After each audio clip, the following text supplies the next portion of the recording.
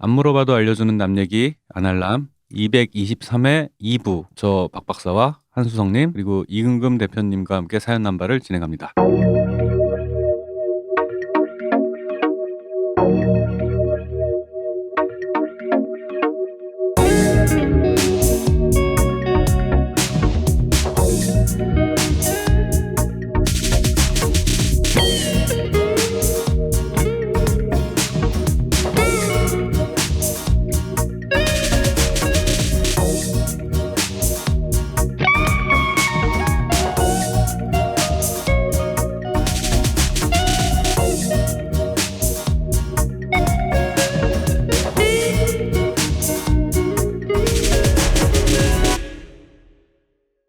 박 박사님 안녕하십니까? 네, 안녕하십니까. 한수성님 안녕하십니까? 안녕하세요. 우리가 어제 물론 편집됐겠지만 어제 사연을 이제 우리가 말하면서 어떤 결론에 도달하기 위해 많은 탁상 공론이 있었습니다.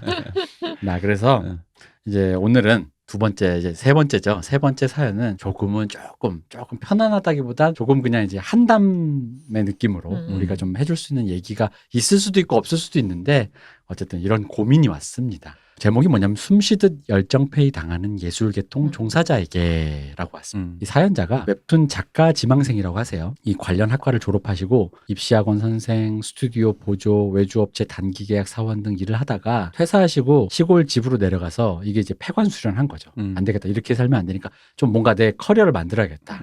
그래서 이제 본인은 이제 부모님 등골을 빼서라고 하셨는데 뭐 그럴 수 있습니다. 어쨌든 포트폴리오를 만들어서 이 보낸 당시 기준이니까 이제 2019년에 공모전에서 수상을 하셨대요.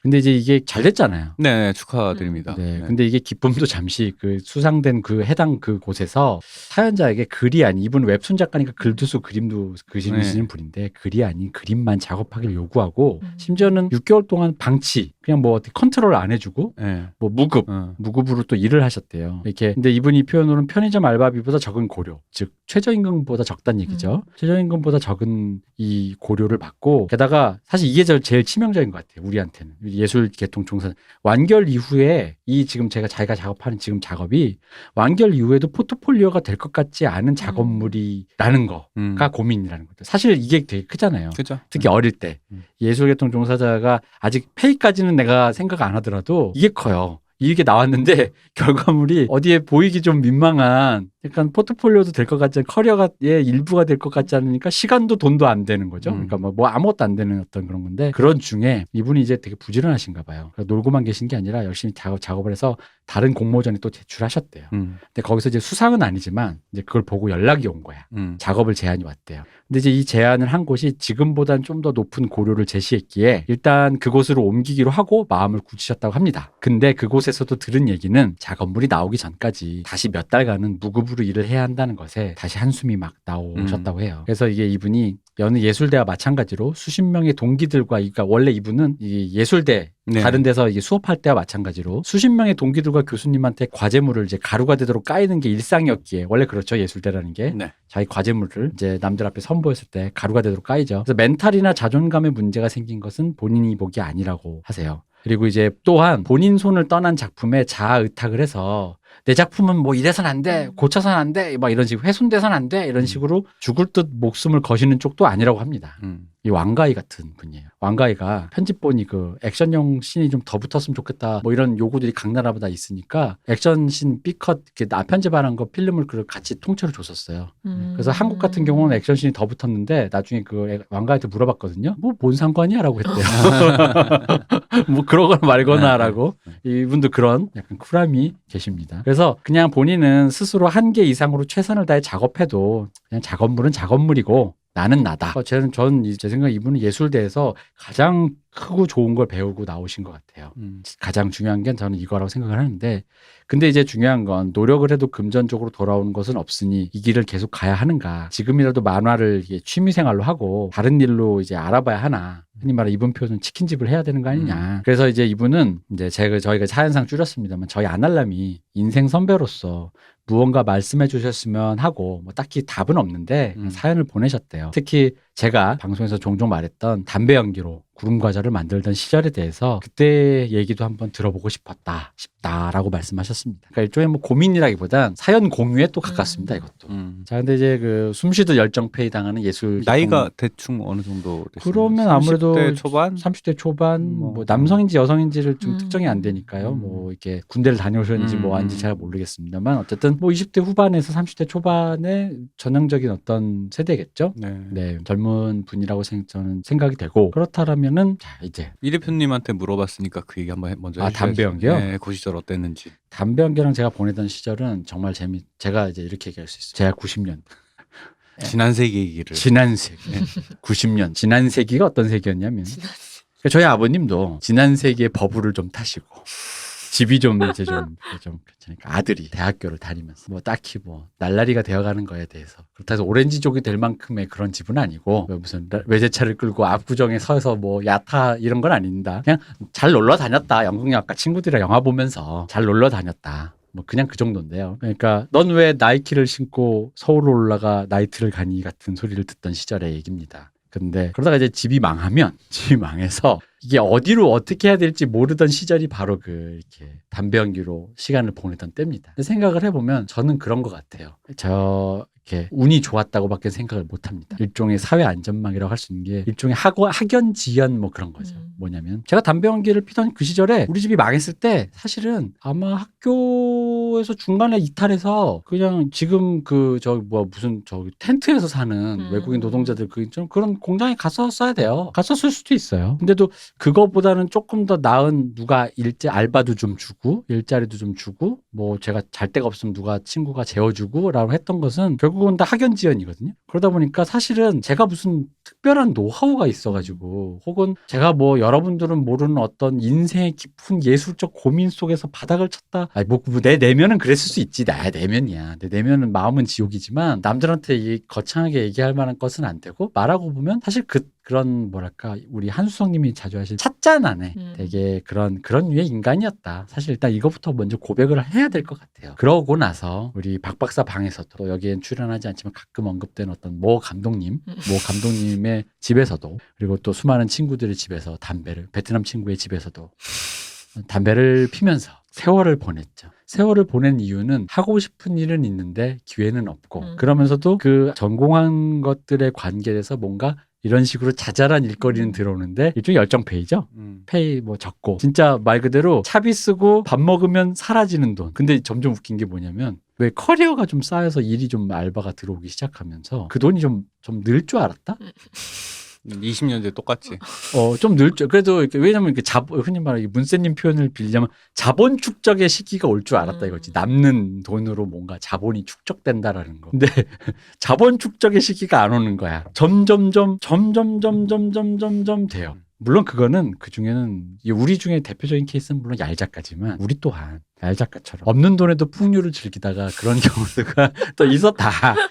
담배 연기는 그것도 포함된다. 그렇죠. 우리가 잘하는 게 이제 저렴하게 풍류를 즐기는 것들에 대해서 되게 특화된 사람들인데 그죠. 네. 혼자서도 풍류를 즐기고 돈이 없어도 풍류를 즐길 수 있는 저 같은 경우는 이제 집에서 기타를 치고 뭔가 이렇게 뭐 이게 그러니까 그런 삶을 살았기 때문에 이분이 말씀하신 것처럼 제가 무슨 인생의 깊은 뭐 어떤 그런 뭐 그렇게 생각도 안 하셨겠지만 혹시나 무슨 인생의 깊은 고민 끝에 뭔가 여기까지 도달한 것이 아니냐라고 하다보다 제가 늘 얘기하지만 살다 보니 여기까지 왔고 나쁘지만 나쁘지 않았던 경험을 그냥 했던 것 같고 그럼에도 불구하고 조금은 좀 이렇게 솔직하게 말해보자면 그것조차도 학연지연과 굉장히 운 좋은 결과물에 의한 커넥션에 의한 나름의 안전망 속에서 허우적댔던 것이 아니었는가. 저는 약간 이제 일단 이게 이제 전제가 돼야 잘난 척도 뭣도 아니고 나의 무슨 내면에 이제부터 이제 나의 예술적 고민을 좀 얘기해 드리겠다 이거지.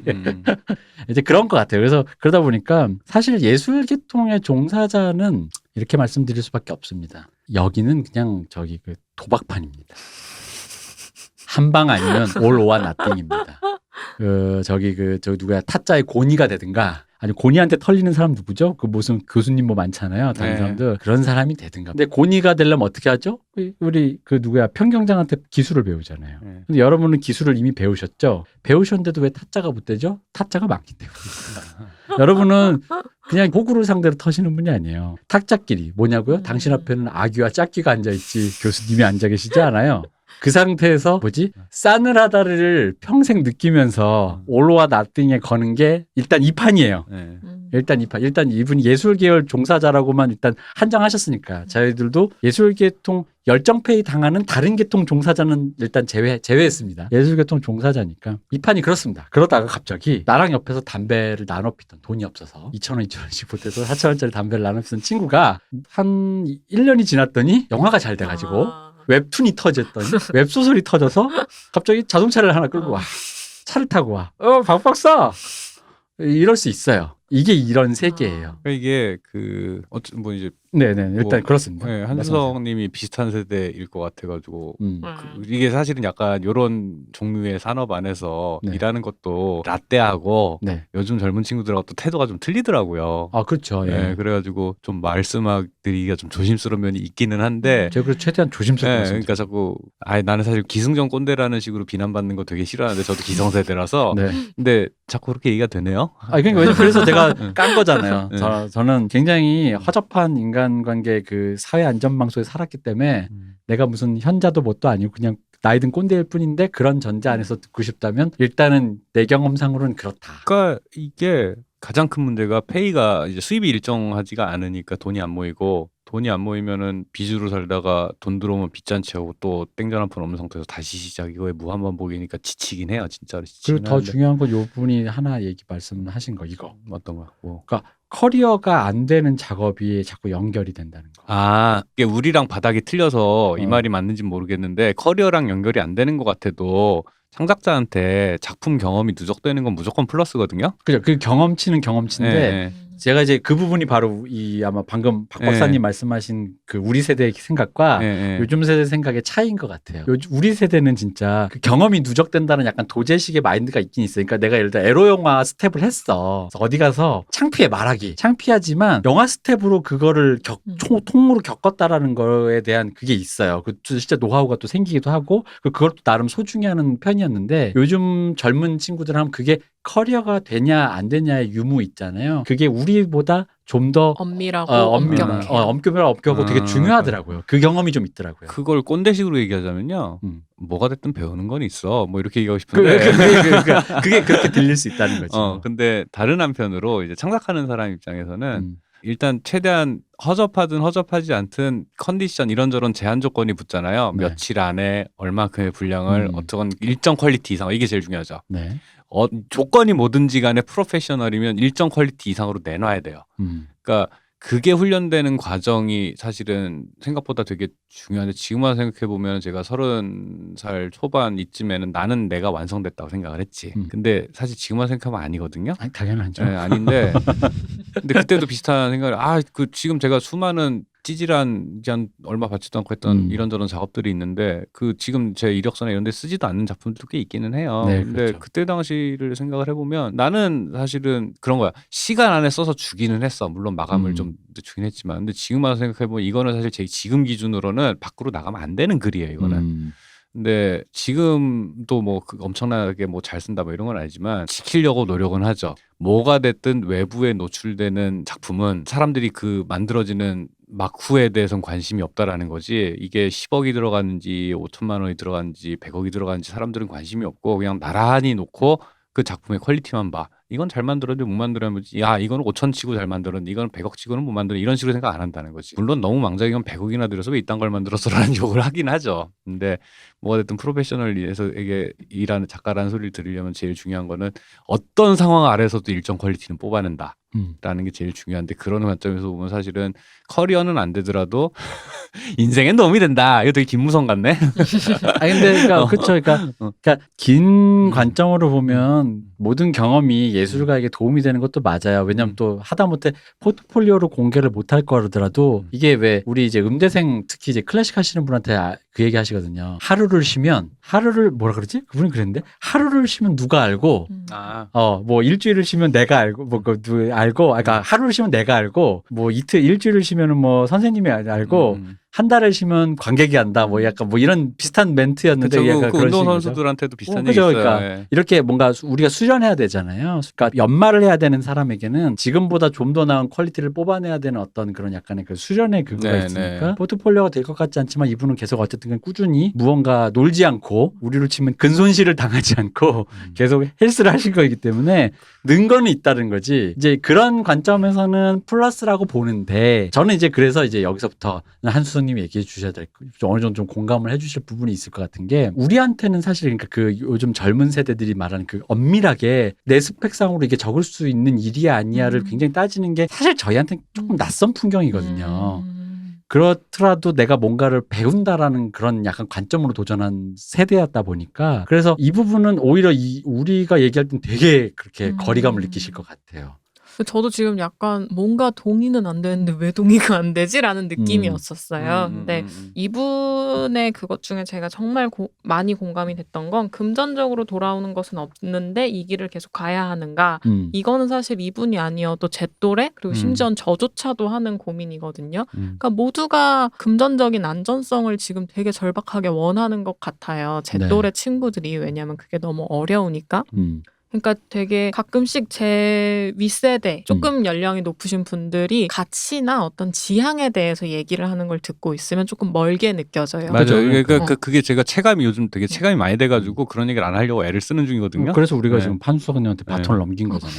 왜냐하면 그 가치나 지향을 생각하기에 나는 다른 게 너무 절박하고 숨이 막히고 뭔가 좀 힘들어지는 거예요. 그러니까 지금까지는 어떻게든 뭐 부모님의 지원이든 사회적 안전망이든 뭐든 간에 내가 어떤 토대 위에서 내 걸 얼마든지 해도 상관은 없었어요. 근데 딱 대학까지만 이제 그 실존적 고민에 부딪히기 직전의 상태로 있단 말이에요. 그리고 예술학과 혹은 비슷한 학과의 특성상 사회 나가기 전이라 다 나 같은 애들밖에 안 보여서 그게 실존적으로 아직 잘 안 와닿아요. 근데 졸업을 하고 첫 직장에 들어가는 순간 이 고민이 갑자기 엄청 몸집을 불리는 거예요. 저뿐만 아니라 제 친구들도. 그러니까 누군가는 조금 더 안정적인 직장을 잡았대. 누군가는 연봉을 이만큼 받는데 누군가는 뭐 한대. 그러니까 그 어딘가에서 내가 이 직장에서 다니면서 어떤 뭔가 직업적인 목표를 가져야지, 어떤 지향을 가져야지 이런 것들을 생각하는 친구들을 제 주변에서조차 찾기가 어려워요. 그게 되게 어려운 시대? 어려운 세대가 된 것 같은 느낌을 저도 받아요. 왜냐하면 저조차도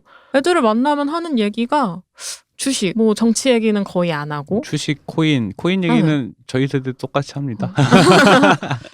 근데 이게 어느 정도 사회적으로 안정성을 확보하고 살아볼 만큼 살아보신 분들과 아직 아무것도 뭔가 하지 않았고 뭔가 이제 뭔가를 준비해서 나아가야 할 애들이 이런 얘기로 귀결되고 있다는 게 뭔가 얘기를 나누면서도 되게 저희끼리도 뭔가 되게 답이 없다라는 느낌? 그러니까 우리라고 더 나은 거를 꿈꾸고 더 거기 안에서 발전을 바라고 싶지 않은 게 아닌데 뭔가 이 밑바닥부터 흔들리고 있는 듯한 이 불안감은 뭐지라는 그 마음이 되게 큰 것 같아요. 이런 얘기 말씀을 듣다 보면 두 가지가 느껴져요. 그러니까 하나는 뭐냐면 사실은 그 예술계통 종사자에게 흔한 고민인데 이 고민은 이게 예술계통 종사자가 아닌 거의 사회 전반으로 네. 그 고민이 흩어진 것 네. 같은. 그러니까 예를 들어 왜 문사처럼 돈이 안 되니까 컴공 가면 그래도 취직한다라는 이런 말은 존재했었는데 이제는 어딜 가도 다 흔히 말하는 그 왓챠 그 드라마 그 조조소처럼 어딜 가도 그렇다라는 왜 그런 식의 이제 그러니까 사회 전반으로 우리 예술대 애들만 왜 공유하던 저 뭐 화가 되면 굶어 죽어 같은 말 어른들이 했을 때는 화가는 그럼 안 하면 되잖아가 아니라 뭘 해도 무슨 전공을 해도 그런 고민이 일단 사회 전반으로 좀 많이 퍼졌다라는 느낌이 들고요.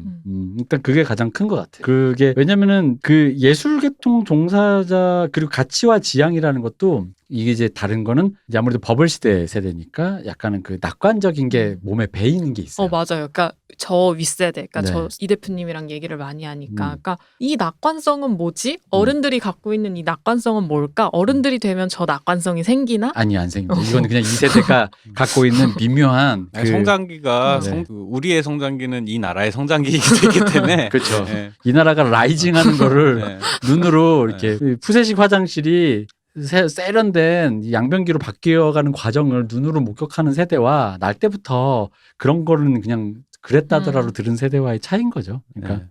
이제 뭐 그래서 하여간 그 차이가 두 개가 있는 것 같아요. 이 버블 시대 우리의 낙관성이라는 거. 그리고 음. 그냥 진짜 원론적인 차원에서 이제 제가 저 스스로를 예술가라고 자처하진 않지만 옆에서 본봐 이거는 그러니까 그런 면이 있는 것 같아요. 그러니까 일단 그럼에도 불구하고 결국 돈 안 되는 일을 하는 사람이 있거든요. 네. 근데 그럼에도 불구하고 어느 시대에나 이거보다 어려운 시대, 아니 전쟁통에도 했는데 그런데 이제 그런 자기가 그런 사람이라면 자기 자신이 저절로 그런 길로 이끌 거예요, 본인을 아마. 왜냐하면 그걸 하지 않고는 견딜 수 없으니까. 얼마 전에 미우라 켄타로 작가님이 돌아가셨는데 그건 남이 시켜서 할 수 있는 수준의 작업이 아니거든요. 그렇게 하지 않으면 견딜 수 없으니까 하는 거예요. 그러니까 그래서 미우라 켄타로에 대해서 자꾸 산업재해 어떻게 하는데 사실 미우라 켄타로님은 자기가 쉬고 싶거나 아예 그냥 영원히 절필해도 상관없는 지위에 올라가신 분이라 돈이나 명예가 사실은 그냥 본인이 본인을 사지로 갈아넣으신 분이기 때문에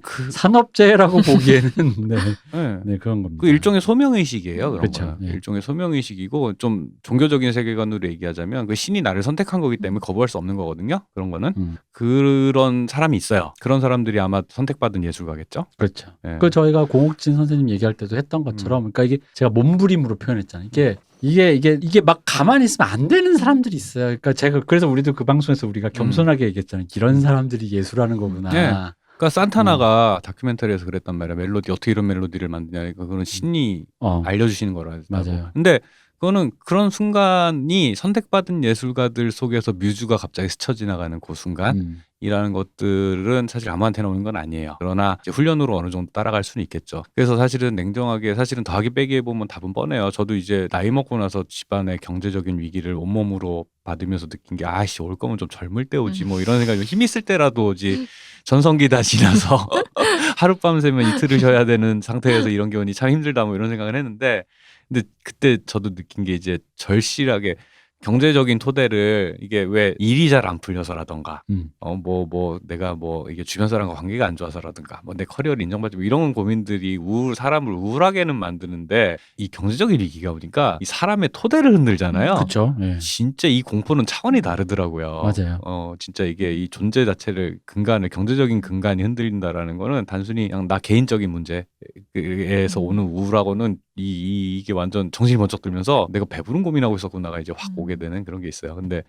그렇다 보니까 선택을 해야 되는 것 같아요. 이제 답은 어쨌든 경제적인 토대가 흔들리고 불안한 거는 사람을 그 어떤 것보다 불행하게 만드는 건 사실이에요. 그건 진짜 이거는 확실해요. 자본주의 사회 안에서는 그렇기 때문에 선택을 해야죠. 경제적인 토대를 내가 마련하기 위한 방법을 강구할 것인가 혹은 그것 때문에 내가 예술가로서 몰입해서 작업해야 되는 시간을 어쩔 수 없이 희생해야 될 텐데 그 둘 중에 내가 어느 쪽으로 갔을 때 내 스스로 더 만족하고 납득할 수 있는 삶을 살 수 있을 것인가에 대해서 물론 시간이 지나면 그때 이렇게 됐어야 되는구나 후회는 하겠지만 사실은 이 둘 중에 어느 순간에 선택을 해야 되는 때가 오거든요. 때가 오더라고요. 그런 때가 오기 때문에 그 둘 사이 어딘가에서 방황하는 게 사실은 최악이고 근데 이게 이제 결국은 저는 그러니까 말씀하신 대로 먹고는 살아야지. 네.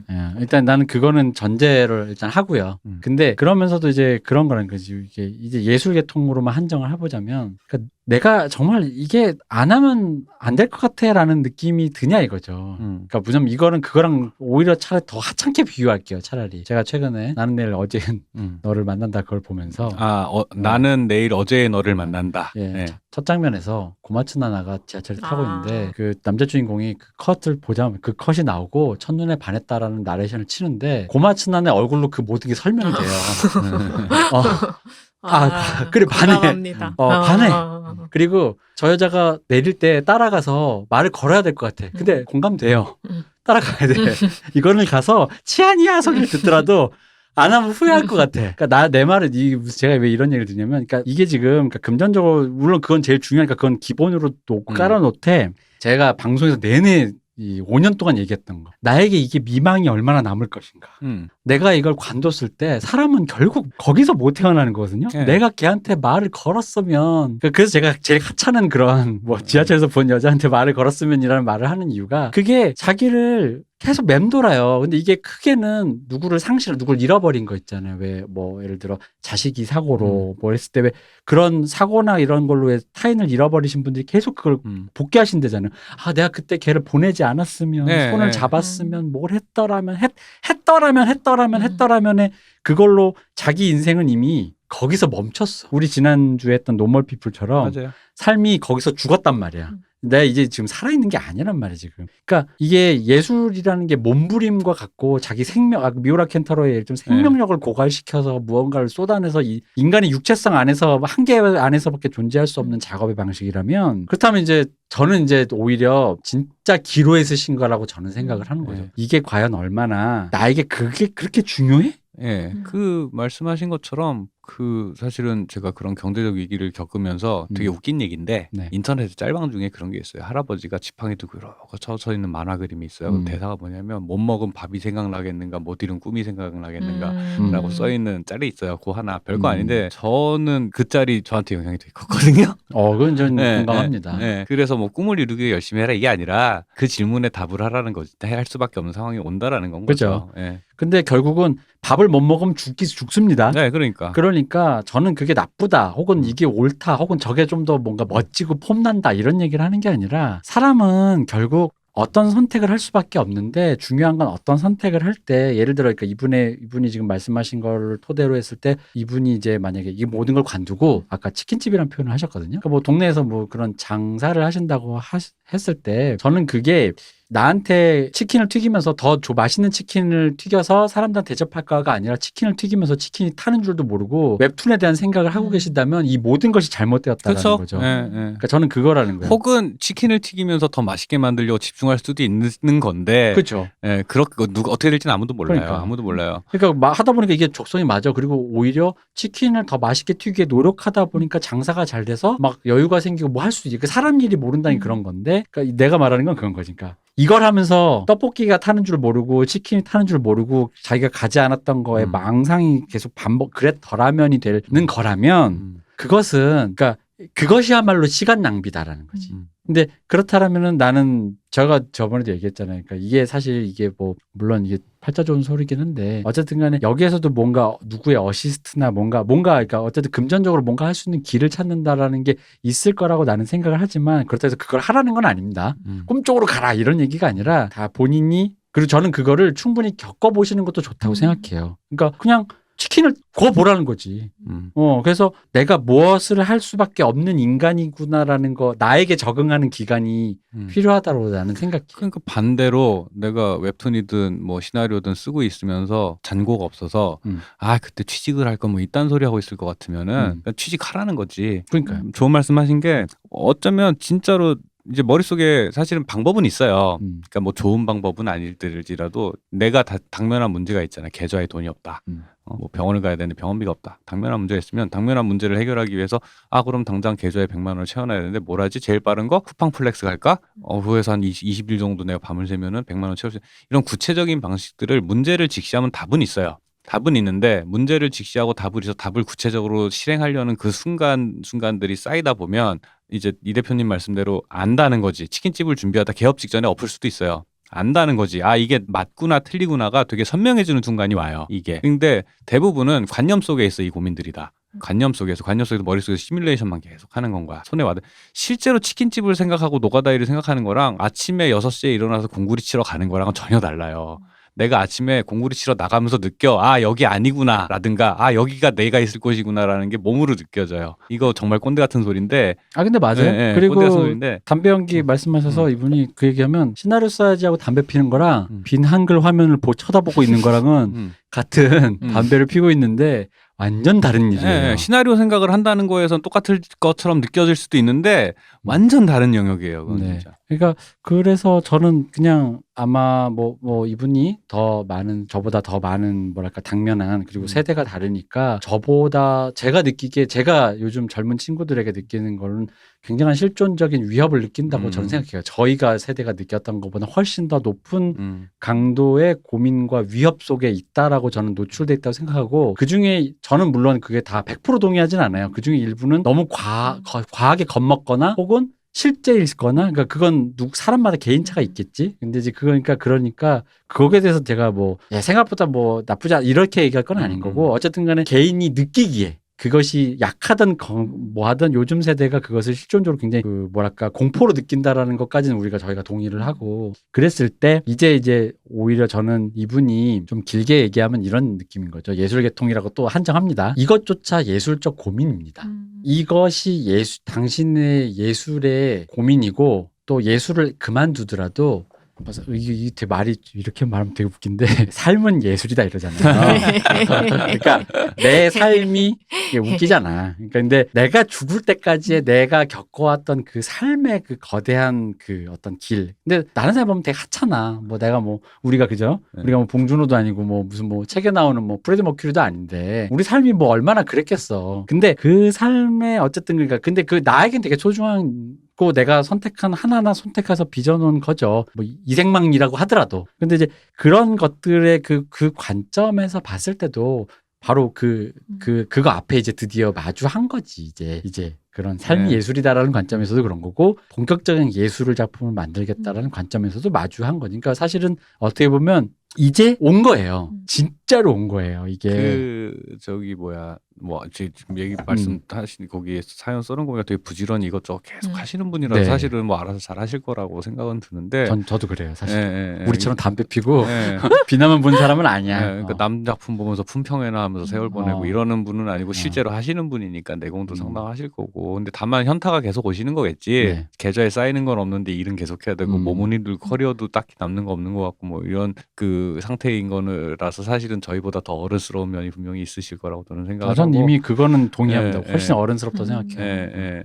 다만 그냥 어느 순간에 진짜로 뭔가를 결정해서 실행에 옮기려는 그 순간에 그 결정을 없더라도 중요한 거는 그 결정을 해서 실행을 옮기는 그 과정 자체에서 본인이 내 몸이 원하는 것, 내가 있어야 할 곳이라는 것에 대해서 근데 대부분은 시도를 안 하니까 내가 있어야 될 곳이 어딘지도 몰라. 맞아요. 그게 맞아요. 그런 걸 찾아가는 과정이 결과 이제 남들이 볼 땐 비효율적이고 삽질인 시간으로 보일지 몰라도 자기 자신에게는 나 여기 아닌 것 같은데 하면서 10년 그 일 해봤자 여기 맞는 거 여기가 맞아라고 앉아있는 상태를 1년 하는 사람보다 효율이 안 나올 거란 말이죠. 그런 관점으로 생각을 해보시면은 너무 이렇게 괴로워하실 필요 없고 다만 그 경제적인 문제니까 그 존재를 위협하는 거는 100% 공감합니다. 100% 공감하니까 그 부분에 대해서 조금 사실은 저 제일 후회되는 게 그런 거예요. 그러니까 막 저 대학교 1학년이면 90년대잖아요. 네. 그때 교수님이 첫 수업 시간에 그랬어. 앞으로 시대에는 너희들은 무조건 영어와 컴퓨터를 마스터해야 한다. 그거부터 해라. 영화 수업에서 그랬는데 저는 그 말이 그 당시에도 맞다고는 생각했지만 저는 하지 않았죠. 20년이 넘게 지난 지금 시점에서 그거를 할 시간이 없었느냐라고 생각해 보면 있었는데 내가 게을러서 안 한 거야. 조금 더 부지런하면 다 방법이 있으니까. 그래서 제가 이분이 담배 연기와 함께 보냈던 시간의 얘기를 듣고 싶다 할 때 제가 드리고 싶은 말씀은 저는 담배 연기와 함께 그 비나면을 보고 있은 적이 많았기 때문에 오히려 제가 그래 보니까 그게 굉장히 무쓸모했다. 오히려 차라리 방금처럼 노가다를 했던 이 영화 내가 하고 싶었던 작업을 접고 먹고라도 살아야겠다고 해야 되니까 뭔가 되게 구체적인 행위를 하면은 방금 말씀하신 것처럼 더 선명하고 더 빠른 길을 내가 알았을 것 같은데 방금 말씀하신 저는 담배 연기와 함께 관념 속에 좀 더 오래 있었던 것 같아요. 나는 이걸 하고 싶은데 뭔가 환경이 안 되네. 그것도 어떤 면에서는 우리 세대의 축복이죠. 그럴 수 있었다는 게 그런 청춘의 사치를 그렇죠. 네, 그러니까 즐길 수 있었던 게. 그래서 그러니까 저는 생각한 거니까. 근데 그 시간이 아까운 건 제가 살아보니 그러니까 선배가 후배에게 해주고 싶은 얘기는 뭐든지 시간을 단축시켜주고 싶은 것일 뿐이거든요. 사실은 그치. 후배들한테 해주고 싶은 얘기는 결국은 그거예요. 내가 여러 가지 삽을 퍼봐서 여기에 왔으니 너는 삽을 풀지 않고 여기까지 도달하게 6개월 코스 있어. 막 이렇게 한단 말이에요. 그런 것처럼. 그래서 저는 그 얘기를 하는 거예요. 제가 담배 연기와 함께 보냈던 시간은 생각보다 굉장히 무쓸모했는데 물론 저에게는 그것조차도 유의미했지만 여러분의 시간을 단축시켜드리고 싶다. 그래서 저는 그러면 본인이 하고 싶은 박 박사처럼 말씀하시는 것처럼 그냥 하시라는 거지. 하시면 된다. 하시면 아마 조금 더 선명해지는 어떤 무언가가 나에게 있고 그리고 되게 웃긴 게 그런 게 있다. 지금 이렇게 얘기하면 선택지 2개밖에 없는 거잖아. 치킨 굽을래, 웹툰 그릴래.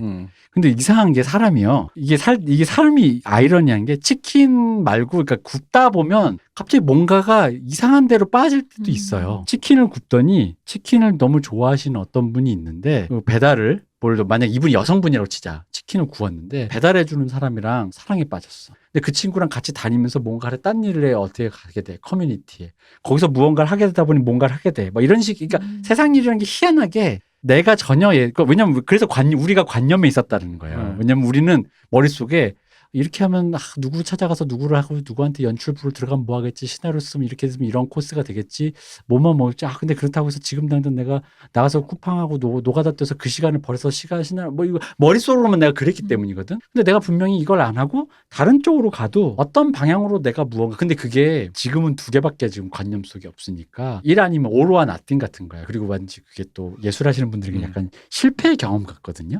만약에 내가 돈을 벌겠다고 하고 내가 전공을 버리겠다. 근데 생각해보면 그게 아닐 수도 있어요. 그리고 그게 우연히 예술로 가는 길이 될 수도 있어요. 약간 그러니까 되게 아이러니한데 선배 입장에서 이렇게밖에 얘기해 줄 수가 없어. 그러니까 결국은 시간을 줄이는 방법은 그냥 생각한 걸 하세요가 밖에 나는 없다고 생각해. 근데 우리처럼 담배 피지 마. 이게 내가 하려고 싶은 말은 우리처럼 담배 피지 마. 네, 근데 뭐 그것도 그렇게 방황하면서 깨닫는 거니까. 근데 저기는 있지. 성공이라는 거 이제 아까 얘기한 일확천금. 일확천금이라는 거 운빨이기 때문에 그거는 물론 이제 실력도 있어야겠지만 성공한 사람이 100명이면 그 정도 실력 가진 사람 한 1000명 있어요. 비슷한 실력을 가진 사람. 물론 그 실력까지 못 갔으면 그 100명 안에 못 들겠죠. 그래서 운빨이라는 건데 그럼에도 불구하고 열심히 했는데도 안 될 수도 있어요. 안 될 수도 있는데 그래서 옛날에 김영하 작가가 자기 자제자들한테 쓴 글 중에 그런 얘기 있었어요. 그러니까 타인의 인정이라는 신기로 쫓지 말고 네 삶의 소명을 찾아라. 그러다 보면 미우라 켄타로처럼 나의 소명은 이것이다 하면서 몸을 갈아넣는 사람이 아무도 시키지 않았는데 될 수도 있는 거고, 아니면 여기가 아니구나 하고선 다른 곳을 찾아갈 수도 있는 거니까 어떤 이제 삶의 겸손해란 말은 사실 딴 게 아니라 내 뜻대로 될 수 있는 일이라는 게 생각보다 별로 없으니까 그것 때문에 원망하고 괴로워할 필요는 없다라는 것에 대해서 좀 감안을 하시고 너무 실망하지 마시고, 물론 실망을 하는 게 또 사람이니까 그것도 인간적인 거니까 뭐. 근데 그럼 이 얘기를 들은 우리 한수성님의 이제 생각을 좀 들어보세요. 꼰대들의 근데 사실 저는 너무 동세대의 분이라는 생각이 들어서 되게 많이 공감이 되고 섣불리 제가 어떤 얘기를 하는 게 굉장히 조심스러웠어요. 근데 계속 하시는 얘기를 듣는데 저도 2019년도에 굉장히 울면서 회사를 다녔던 기억이 있거든요. 그때 아마 이 대표님은 근거리에서 목격하셨을 거예요. 그쵸. 똑같다고 생각하거든요. 그때 저의 상태가 이분과. 그러니까 그때도 원한다고 생각해서 상담 일을 하고 있는데 돈이 안 되고 이거 전망이나 미래가 있나? 겨우 2월급 받자고 내가 이 심리적인 고통을 견뎌가면서 있어야 되나? 그냥 일반 회사에 취업하면 안 될까? 근데 나 이거 그러면 시간 낭비를 하고 있는 거 아닌가? 회사에 가려면 지금 이걸 할 게 아닌데 막 뭘 고민하고 있는지조차 모르는 어떤 관념의 상태에 빠져 있었어요. 그리고 울면서 회사를 다녔죠. 근데 그때 그래서 상담을 받으러 갔는데 여기서 중요한 건 이겁니다. 상담사도 상담을 받으러 갑니다. 상담사도 상담을 받으러 갑니다. 네. 이게 저의 상담에까지 영향을 미칠 정도로 어떤 실존적인 불안이 너무 컸기 때문에 갔어요. 근데 진짜 딴 얘기일 수도 있는데 이 얘기는 저는 그 실존적인 불안에 공감을 받으러 간 거였거든요. 저 이렇게 힘들어요. 이거 어떻게 하면 좋습니까? 하러 갔는데 상담자 선생님이 회당 10만 원씩 내고 받아요. 저희는 보통. 그럼 5번을 갔어요. 50만 원을 냈잖아요. 공감을 안 해주시는 거예요, 저한테. 너무하네. 그래서 화를 냈어요. 저는 왜 선생님이 나한테 공감을 안 해주시는지 모르겠다. 전 이렇게 힘들고 이렇게 불안하고 이렇게 어려운데 왜 그거 한 번을 안 알아주세요? 라고 했더니 그 선생님이 웃으면서 알아주는 거 네 주변 친구들도 해줄 거고 네 주변 엄마 아빠도 해줄 거고 네 주변 어른들 다 해줄 거다. 근데 그걸 해주는 게 지금 너의 고민과 그 혼란을 벗어나게 하는데 도움이 됐냐? 라고 하시는데 할 말이 없는 거예요. 그러니까 계속 그 어딘가에만 있게 했던 거죠. 그러니까 공감해줘서 물론 고맙지만 그러니까 사실 내가 객관적으로 나를 볼 수 있게 해주는 건 아니었던 거예요. 그러면서 그 선생님이 계속 저의 화를 불러일으키시면서 하게 하셨던 건 그래서 너 뭘 원하는데 였던 것 같아요. 그러니까 그 불안들에 다 가려져서 지금 안 보이는데 너가 10년 뒤에 어디에서 어떤 모습으로 있으면 최소한 행복할 것 같은데 애초에 너가 말하는 상담일 하면서 돈까지 많이 벌 수 있는 거 불가능해 라고 저한테 되게 차갑게 그 순간에는 공감 같은 거 하나도 없이 때려버리셨거든요.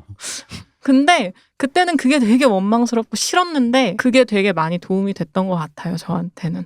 그리고 가끔씩 헷갈릴 때마다 그 선생님을 생각해요. 그 맞는 것 같기도 하고. 근데 참고로 상담사와 내담자는 좀 궁합이 좀 맞아야 됩니다 원래. 네. 근데 그러니까 이렇게 네. 화가 나는데 저는 그 선생님을 아직도 만나러 가요. 좀 많이 딴 얘기였어요. 아니 저게 적절한 얘기인 것 같아요. 그러니까 이분도 사실은 모르겠어요. 이게 대면으로 만나서 말을 들어야 뉘앙스도 파악되고 뭐 어느 정도 깊이인지 뭐 알겠지만 그냥 액면 여기 써 있는 액면만 놓고 보면은 아마 알아서 답을 찾아가실 것 같은데 또 우리 보고 어떻게 거기까지 왔냐라고 하면은 그냥 전향하게 그냥 어쩌다 보니 여기까지 왔는데 내가 밟은 우연한 여러 경로들이라고 하는 것들이라고 해서 사실 제가 뭐 아까 얘기했듯이 막상 가서 해봤으면 좀 더 문제가 선명해졌을 텐데라고 얘기하는 이유가 안 했기 때문에 하는 얘기거든요. 결국 나도 그렇게 안 했기 때문에. 근데 등 떠밀려서 이 모든 문제를 외면할 수 없는 지경이 돼서 안 움직이면 당장 이 토대가 무너지는 그 상황이 돼서 내가 움직였단 말이죠. 움직여 보니까 그제서야 알겠는 거야. 아, 이거였구나. 이게 아니었구나가 그제서야 알겠는 건 거야. 그래서 저 주변에 제가 그 아는 지인 중에 아마 이 사건 하면 알만한 사건으로 엄청나게 악플을 받은 고통받은 친구가 하나 있는데 어느 날 자기 SNS에 이렇게 올리는 거야. 아, 문제를 직시해야 하고 해결해야 된다. 라고 하는 거야. 그렇지 않으면은 아무것도 해결이 안 되고 뭐 그런 얘기를 이제 하는데 되게 걔 자체가 원래 야심도 크고 되게 용기 있는 사람인 건 맞는데 아니 보고 있는데 그런 거야. 그러니까 어차피 문제는 되게 어려운 문제가 있는 이 같아도 사실은 하나하나 내 그 문제의 노이즈들을 걷어내고 이렇게 보고 나면 사실 문제는 하나잖아요. 사실 대부분의 경우는 이걸 할 건가 말 건가 아니면 밖에 없는데 거기에서 파생되는 수많은 미묘한 뉘앙스들이 막 많은데 그걸 하나하나 다 다루려다 보니까 일이 복잡하게 느껴지더라고요. 시간이 지나면 그런 것들도 저절로 정리되는 순간이 오더라. 뭐 그러던 거죠. 네. 그러니까 저는 개인적으로는 담배 연기와 함께 보낸 시간이 즐거웠지만 여러분들은 그런 시간 없이 뭔가 조금 더 단축된 그래서 뭔가를 좀 더 분명해지는 순간이 좀 다가왔으면 좋겠고 그러기 위해서는 이제 우리가 했던 얘기는 이제 좀 뭔가 좀 더 구체적인 것을 해보라라는 게 이제 했던 것 같고 답은 없으니까 왜냐면은 아까 말씀하셨듯이 그러니까 아마 한수성님 세대한테 이런 말하는 게 그러니까 제일 그거일 거예요. 그러니까 우리가 얘기하는 그 가치와 지향. 그러니까 예술이 정말 중요하잖아 같은 얘기 같은 거지. 뭐 삶은 예술이야 같은 소린 같은 거지. 그러니까 그런 얘기가 이제 와닿지가 않는 건데 근데 중요한 건 그러니까 와닿지가 않으면 이미 내 거가 아닌 거고 근데 그게 와닿는 사람들이 있어. 그럼 그게 내 거가 된 거고. 그러니까 이것도 또 진짜 그냥 우리 세대에 배부른 사치스러운 표현이지만 네. 옛날에 레이먼드 챈들러가 왜 글을 쓰냐 했더니 고양이가 벽을 듯이 난 타자기를 쳐야 된다 뭐 이런 얘기를 했었단 말이지. 이게 되게 폼되는 얘기 같은데 아니야 공옥진 선생님 똑같은 얘기. 그럴 수밖에 없기 때문에 그걸 하는 거라니까요. 그런 사람들이 있어요. 네. 그래서 저도 느낀 거는 공옥진 선생님의 예서처럼 사실 이 정도는 돼야 예술을 시도를 해볼 수 있구나라는 사실 약간 그 레벨의 그 시작점의 높은 벽을 좀 느꼈어요. 공옥진 선생님이라든가 저희가 이제 공부해오면서 느꼈던 수많은 위대한 선배 예술가들의 그 시작점이 생각보다 우리의 고민보다 좀 더 약간 높거나 아니면 약간 운이 좋거나 근데 우리는 운도 없고 시작점이 높지도 않아. 약간 이제 그게 문제였는데 뭐 이제 그런 부분에 대해서 이제 아마 이분은 부지런하시니까 좀 이제 그거를 좀 하실 거라고 생각을 하고 사실 이런 고민이 들으면은 좀 이렇게 약간 뭐라고 해야 되지? 그러니까 안타까워요. 그러니까 이래서 아마 선배들이 좀 미국이나 외국에 이런 사람들이 무슨 재단 같은 거 만들고 하는 거겠지. 그러니까 돈이 있고 이런 양반들이 어른들이. 그러니까 왜냐면 이런 게 좀 그래. 그러니까 이걸 뭔가 줄여주고 싶고 한 명이라도 장학금도 주고 하는 게 그런 거 아니야. 그러니까 이런 걸 뭐라도 하나라도 더 좀 줄여주고 싶고 뭔가 하려는 게 다 어른들의 소명인 것인데 이게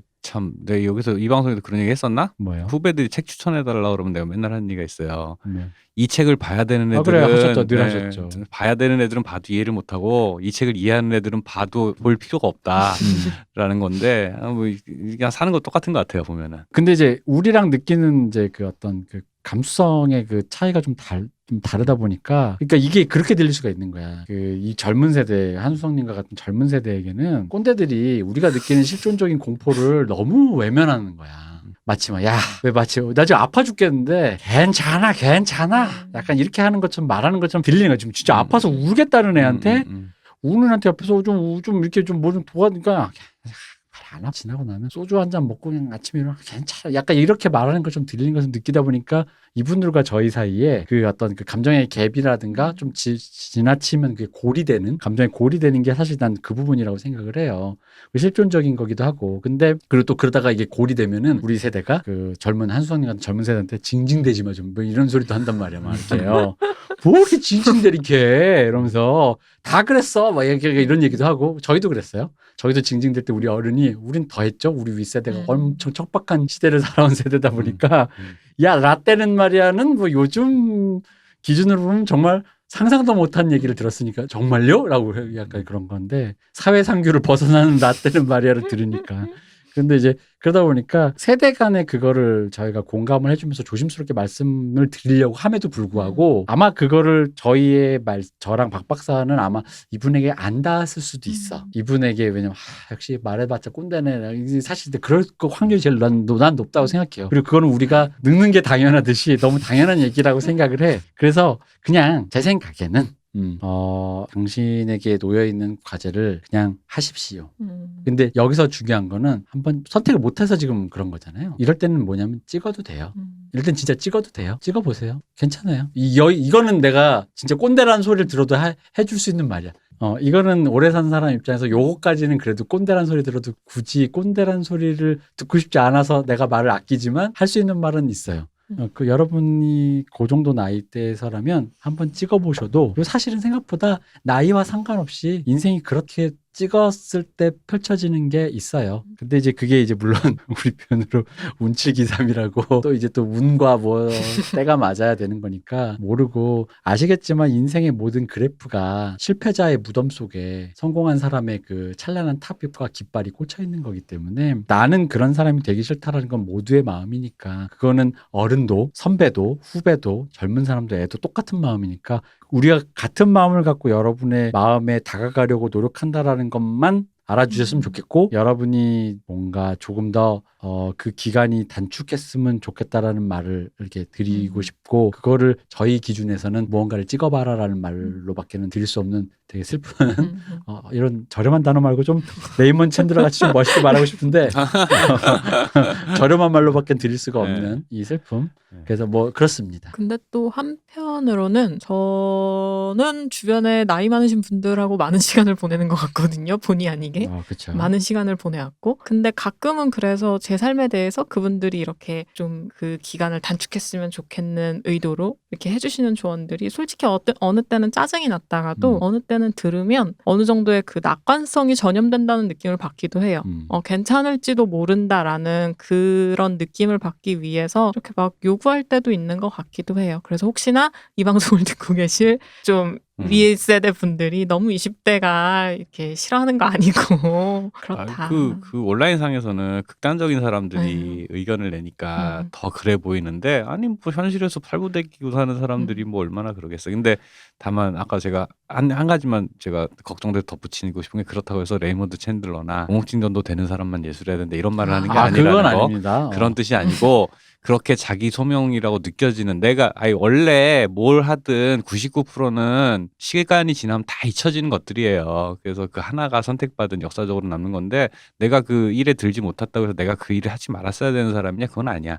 그러니까 그건 아니니까 자기 안에서 나의 소명을 찾으라 이 얘기예요. 그러니까 공옥진 선생 정도 못 될 거면 하지 말라는 얘기가 아니라 내가 그거를 정말 얼마만큼 원하는가를 재보라는 얘기입니다.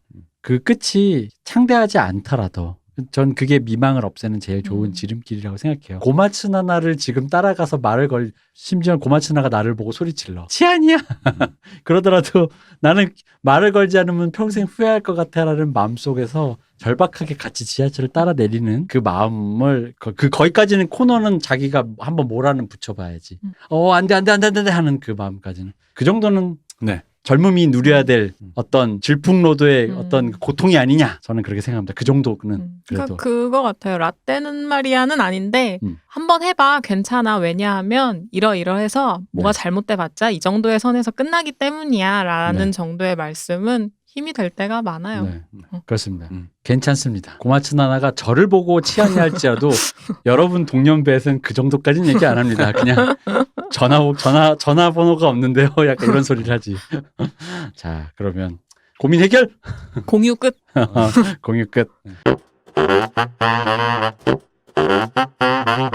자, 그럼 다음 사연을 가보겠습니다. 이 시의 사연이 좀 재밌어요. 이 사연 정말 특이한 사연입니다. 안녕하세요. 아날람을 많이 애정하는 29세 남성입니다. 참고로 이 사연도 홍 작가님이 영혼 출연해 주시고 사연을 좀 이렇게 대본으로 줄여주셨습니다. 현실에서 이 문제를 토로할 방법을 찾지 못해 제 삶의 멘토라고 생각하고 있는 아날람의 사연을 보내봅니다. 제가 어디서도 하지 못한 속 이야기를 털어놓겠습니다. 이게 사연자 이메일을 좀 추격한 겁니다. 네네. 사연자분 들으시다가 내가 이렇게 안 썼는데 이렇게 당황하시면 안 돼요. 자, 이분의 고백은 일단 요점부터 얘기하면 저는 일진이었습니다. 두둥.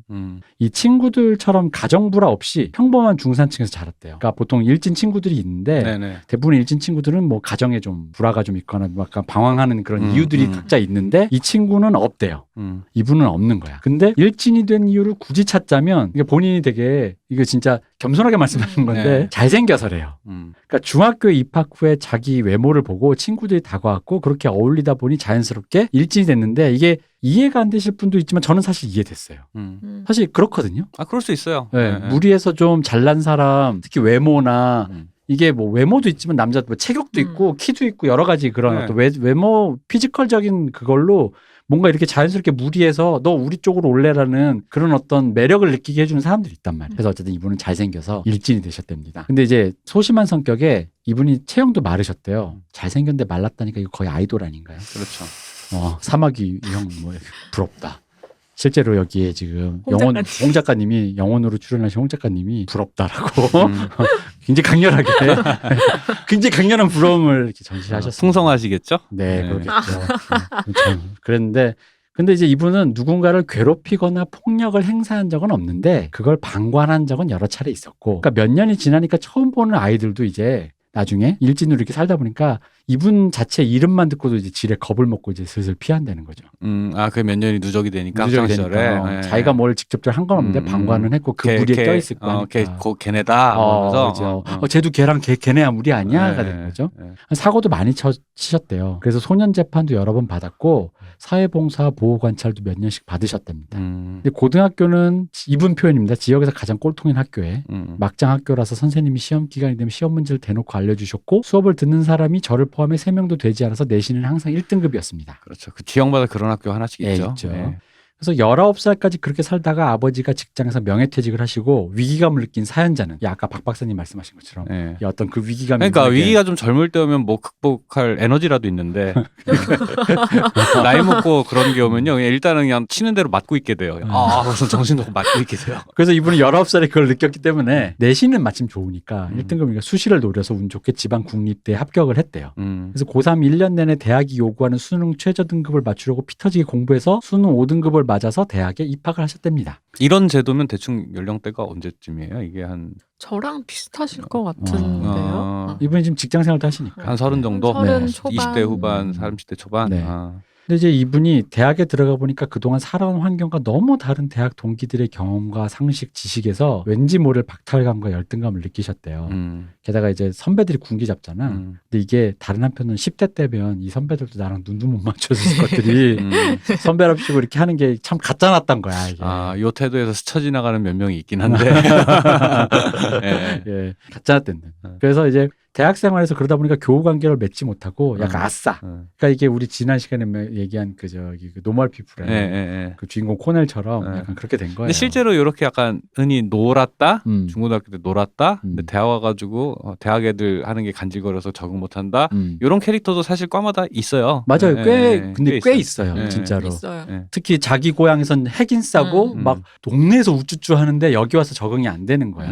특히 지방 분들이 서울에 이렇게 서울 애들과 저희 세대는 특히나 그랬던 게 인터넷이 발달 안 되다 보니까 지방에서 이렇게 굉장히 막 그런 친구가 서울 쪽에 있는 친구들과 같이 만났을 때 그 문화적 갭차를 느꼈을 때 이런 감정을 많이 느껴서 아싸가 되는 친구들이 좀 많았어요. 이분도 그 농활피플의 코넬과 같이 마찬가지로 대학생에서 아싸다가 친구를 만나러 고향에 가는 주말만을 생각하게 됐대요.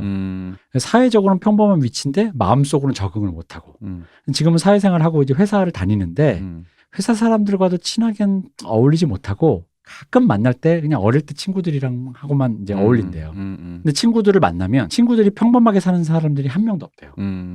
학창 시절 친구들이. 네. 조직 생활하는 친구도 있고 징역에 가 있는 친구도 있고 다들 온갖 불법적인 일을 하고 있는 중에 친구들과 본인을 급을 나눠서 보는 건 아니지만 뭔가 이게 친구들 없는 나의 삶은 어떤가라는 걸 상상하게 된다는 거지.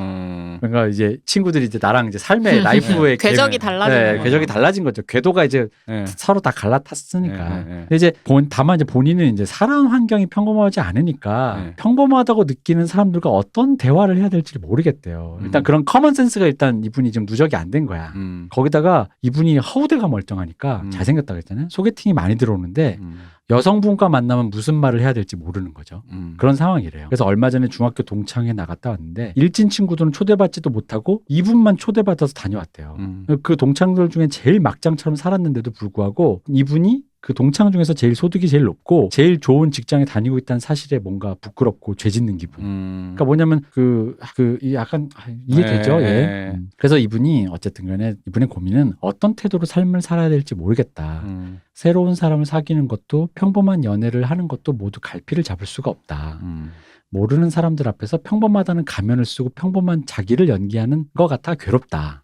그러니까 연기하면 되지가 아니라 그런 것 같아서 괴롭다는 거죠. 연애든 인간관계든 괴롭지만 어떻게든 가면을 쓰고 이렇게 그냥 살아야 되면 이분이 지금 보면은 그 친구도 이제 다 떨어져 나가게 된 거죠, 사실상. 그러니까 본인밖에 없는 거예요. 그런 상황에서 지금 적응되지 않는 곳에서 여태까지 내가 누적되어 온 커먼센스나 이런 모든 것들이 다 다른 곳에서 새로운 모든 것을 해야 되는데 이게 너무 고통스럽다라고 합니다. 그래서 일단 한수정님의 말씀을 좀 먼저 들어봐야 될 것 같은데 그 전에 일단 홍 작가님의 영혼을 먼저 잠깐 들려드리면 부럽다, 잘생겼다니 라고 일단 말씀을 하셨습니다. 네. 자, 일단 홍 작가님 영혼은 좀 이따 일단 듣고. 거기서 많은 게 해결된 것 같은데요. 네. 아니 근데 진짜 솔직히 부럽지. 잘생겼는데 한수님 이거 어떻게 동년배 고민이자 굉장히 좀 독특한 고민이고. 근데 저는 이분 캐릭터가 더 물음표가 됐거든요. 아 그래요? 그러니까 그래서는 본인이 되게 방만한 삶을 사셨다라고 표현하셨고 모든 게 운이 좋아서 어떻게 평범한 삶의 궤적으로 나만 흘러 들어왔다라고 했는데 그 홍 작가님의 오금에도 있지만 네. 그 동창회에 초대받았다라는 게 되게 많은 함의가 있는 것 같아요. 네, 저는. 그렇죠. 선은 넘지 않았다라는. 근데 본인은 자기가 제일 막장처럼 살았다라고 표현을 하시는데 이 사람이 본인이 지각하는 본인보다 사회적으로 발달한 어떤 소셜 스킬이나 무언가가 본인이 본인을 생각하는 것보다 되게 커먼 센스와 일치하는 어떤 부분이 있으실 거라는 생각이 들었거든요. 그러니까 이미 본인은 그 커먼 센스 어떤 평범 집단에서 이탈하셨다라고 생각하지만 그 사람들은 이 사람과 동질감을 느끼고 있을 수도 있다는 생각이 들었어요. 그러니까 뭔가 실제적으로 이 사람이 어떤 집단과의 괴리가 있는 게 아니라 이 사람 내부에서 뭔가 거기와의 괴리를 경험하고 있는 내면 세계의 일 같거든요. 이게.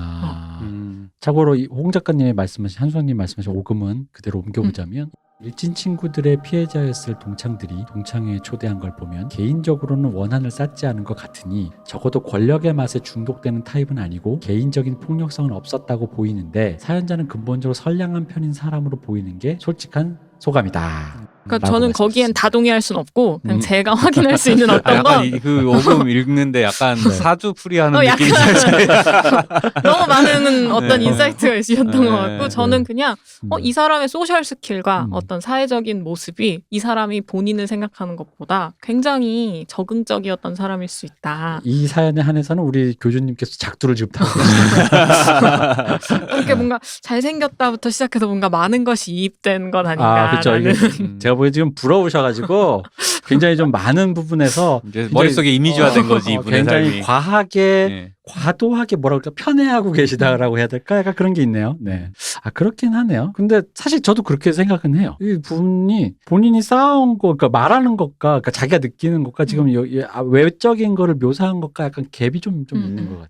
약간. 저는 그래서 두 가지 층위에서 얘기를 하고 싶은데 네. 한 가지 층위는 이분이 생각하는 일진으로서의 본인과 일진으로서의 본인과 하나는 그냥 그 회사 생활을 하는 평범한 나라는 요거랑 그가 있는데 하나는 뭐냐면 일단은 본인이 그러니까 이 글을 액면 그대로만 봤을 때 현재 당면한 문제 내가 어떻게 주변 사람을 대하고 관계를 맺어야 될지 모르겠다라는 부분에 대한 거는 사실 답은 뻔하잖아요. 그거는 잘 해야지. 애를 써야지. 애쓰지 않고 바뀌는 게 어디 있겠어. 애를 써야지. 근데 그런 거가 있는 건 거지. 약간 조금 본인 상황을 좀 극화시키는 느낌이 있는데 이걸 선의로 해석하자면 요즘에 일진 문제를 하도 제가 느끼기에는 큰 문제가 아니고 어린 시절에 잠깐 좀 센 척했던 무언가도 되게 큰 범죄. 예를 들어서 일진을 해서 사람 하나를 진짜 고통스러운 삶으로 몰아넣어서 이 삶을 파괴하는 일진 짓이 있고 그냥 동네에 철없는 애들이 센 척하는 게 있잖아요. 사실은 그 두 개가 똑같이 일진 짓이라는 말로 퉁칠 수는 없거든요.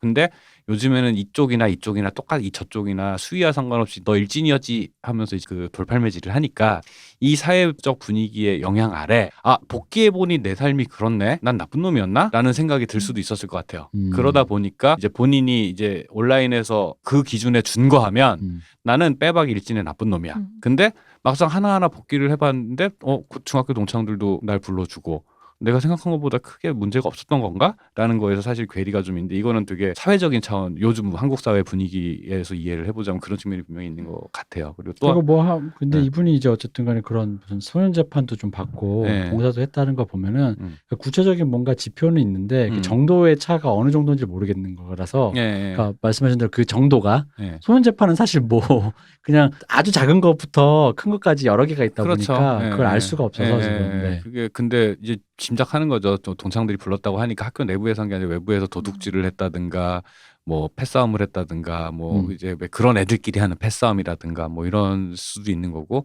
근데 그거는 정보가 없으니까 판단을 빼고 생각을 해보면 그 본인의 삶이라는 게 그 어떤 그냥 약간 잠깐 삐뚤어져서 방황했다가 그냥 정상궤도 이제 일반적인 사회적인 기준에서 일반적인 정상궤도로 복귀를 한 삶이었는데 그 정도 방황이라고 하기에는 자기가 느끼는 좀 범위가 컸던 것 같은데 어쨌든 일반적으로 많이 가는 코스로 복귀를 해서 이제 밟아 나가는 건데 본인이 느끼는 괴리라는 측면이라고 생각을 해보면은 그 아까는 이제 그 이분이 느끼는 것과 주변이 느끼는 게 좀 차이가 있어 보이는 혐의를 우리가 포착을 하고 이것도 궁예잖아요. 사실은 알고 보면 뭐 중학생 때도 못된 짓 했을 수도 있으나 이 친구를 좋아하는 분이 이분을 좋아하는 어떤 친구가 불러야 돼라고 해서 갔을 수도 있는 거니까 그냥 웃기면서 불러야 돼. 걔 잘생겼단 말이야. 그랬을 수도 있는 거라서 그거는 알 수 없는 일인데 일단 그런 확실히 그게 있고 두 번째로는 주변을 어떻게 대해야 되냐라는 거. 근데 이거는 저 꼰대처럼 얘기해도 돼요? 네. 그 정도 괴리, 나의 정체성에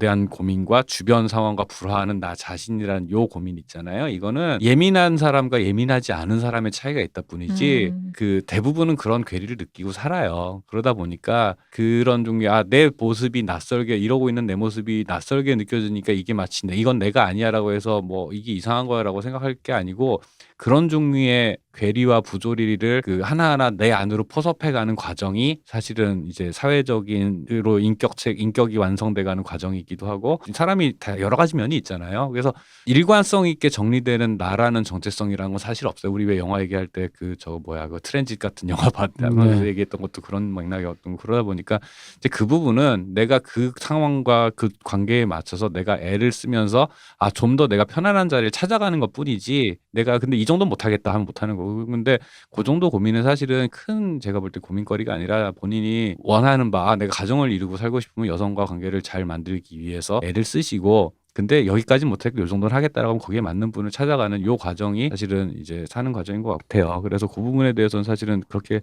복잡한 고민은 아닌 것 같은데 다만 저는 이제 재밌는 이 사연에서 제가 흥미롭다고 남의 고민 진지한 고민 흥미롭다고 하니까 좀 죄송한데 이 일진에 대한 요즘 사회의 부적 분위기, 일진 학창 시절 한 20년 전 기억을 끄집어내서 폭로하는 이 기억, 이 상황들에 대해서는 좀 이게 되게 과열된 이 분위기가 이분의 삶에도 고통을 준 게 아닌가라는 생각이 조금 들어가지고 잠깐 딴 얘기를 하자면 이제 일진이지 요즘 사회화된 분위기에서 이제 사실은 그것은 우리나라의 교육기관이 재교육이라는 기능을 포기했기 때문에 나온 현상이잖아요. 사람을 우리 이제 폭탄 돌리기라는 스킬을 쓰잖아요. 재교육기관이 얘가 나쁜 짓을 뭔가 했어. 근데 그게 흔히 말하는 미성년자가 뭔가를 했다라는 건 이제 우리가 흔히 옛날에는 실수라는 말로 퉁쳐서 그 애를 뭐 망신을 주든 혼내든 뭔가를 해가지고 재교육을 시킨다. 그래서 그 커뮤니티에서 다시 융화되게 만든다가 목적인데 보통 이제 퇴학이라는 방식으로 폭탄을 돌리기로 해서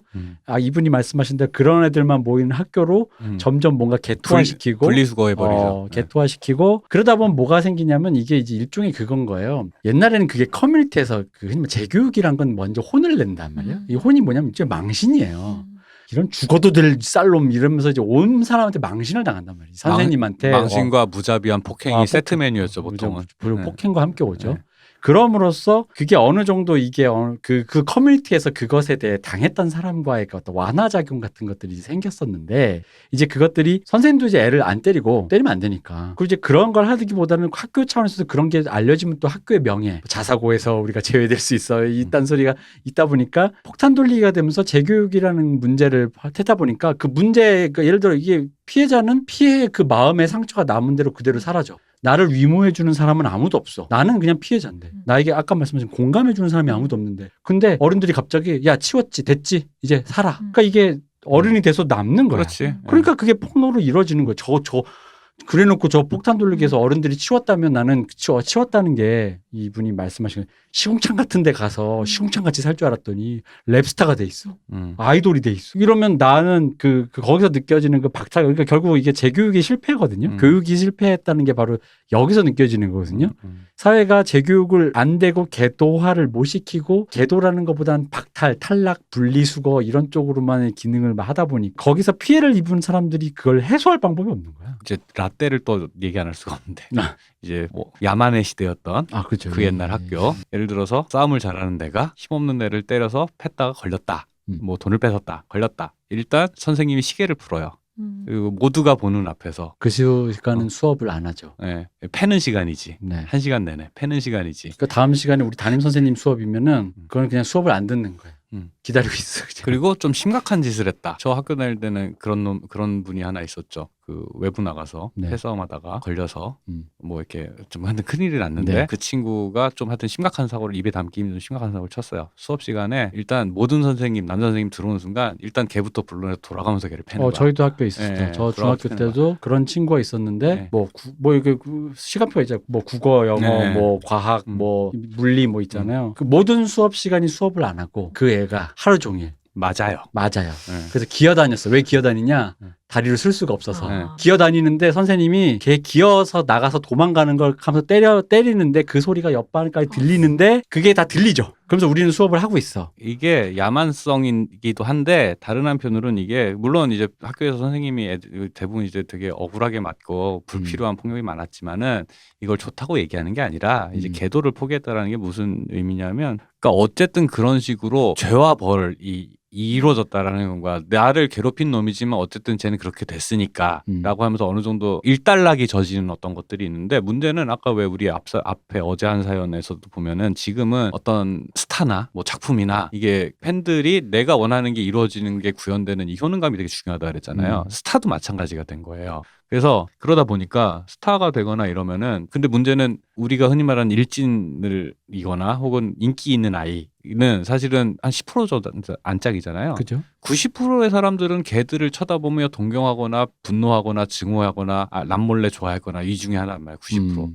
근데 그 90%의 사람들은 사실은 그 이전 시대 인터넷 시대 이전에는 그걸 표현할 방법이 없었는데 지금은 그게 다이렉트하게 표현이 되고 그게 피드백을 받아야 되는 사회가 된 건 거예요. 그러니까 과거에 해소되지 못한 그런 은원 관계들이 아주 긴 시간을 지나서 폭탄이 터지는 건 거죠. 폭탄이 터지는데 이게 그러면은 과거에 사실 철없을 때 삐뚤어지고 실수할 수 있는 건데 그러면은 그 업보를 평생 안고 살아야 되냐? 그것도 이상하잖아.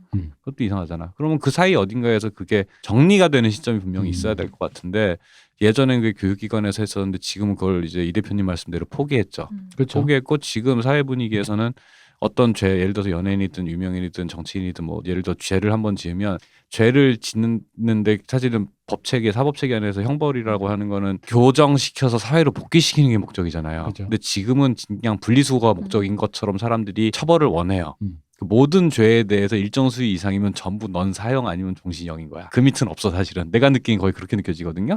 그러다 보니까 이제 엄벌주의가 되게 심해진 거죠. 그러니까 이게 그러면은 이게 여기에 대해서 이게 옳다 그르다. 오케이 이게 사회적인 합의가 그렇게 돼서 그렇게 가는 게 방법이라고 치면은 뭐 그렇게 가는 건데. 근데 이 부분에 대해서 우리가 누군가 질문을 해야 된다라는 건 거지.